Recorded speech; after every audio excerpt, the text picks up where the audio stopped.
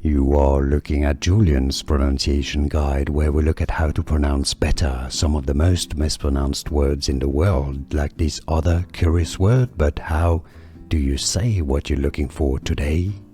We are looking at how to pronounce these names, as well as how to say more confusing biblical names that many mispronounce, so make sure to stay tuned to the channel to learn more names from the Bible.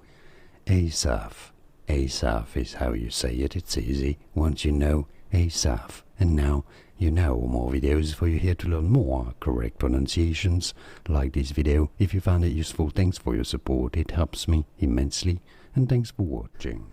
Here are more videos on how to pronounce more confusing words and names too many mispronounced. Like this video if you found it useful. I appreciate your support. I'll see you soon and thanks for watching.